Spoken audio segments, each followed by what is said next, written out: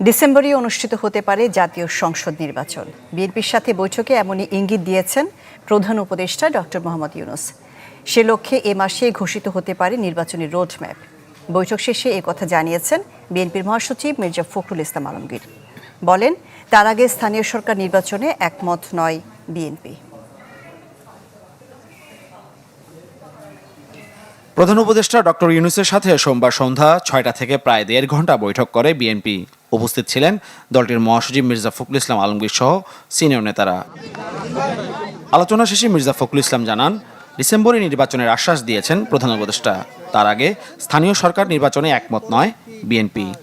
প্রধান উপদেষ্টা এবং তার সঙ্গে যারা ছিলেন তারা আমাদেরকে আশ্বস্ত করেছেন যে অতি দ্রুত তারা নির্বাচনের ব্যবস্থা করছেন এবং তিনি বলেওছেন যে ডিসেম্বরের মধ্যে তিনি নির্বাচনের ব্যবস্থা করে তারা কাজ করছেন। আমরা স্থানীয় সরকারের ব্যাপারে কোনো মতেই একমত হব না।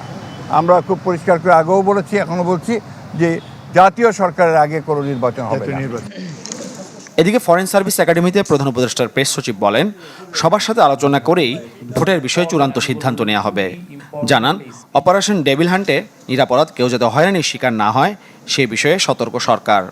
সমস্ত পার্টি মিলে বলে যে না আমরা ডিসেম্বরেই চাই, তো সেক্ষেত্রে সেটা উনি তো বলেছেন, ওনার এমন না যে উনি একটা জায়গায় স্টিক করে আছেন যে না আমি জুনেই করব, এরকম তো আর উনি বলেন না। এটা হচ্ছে পলিটিক্যাল পার্টিগুলো কি এক্সপেকটেশন, তারা কি চায় সেটার উপরেই মূলত এটা ডিপেন্ড করবে।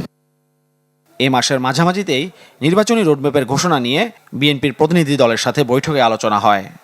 এটা ওনারা ঠিক করবেন, তবে ওনারা সম্ভব 15 তারিখের মধ্যেই ওনারা কিছু একটা বলতে যাবেন। ধন্যবাদ।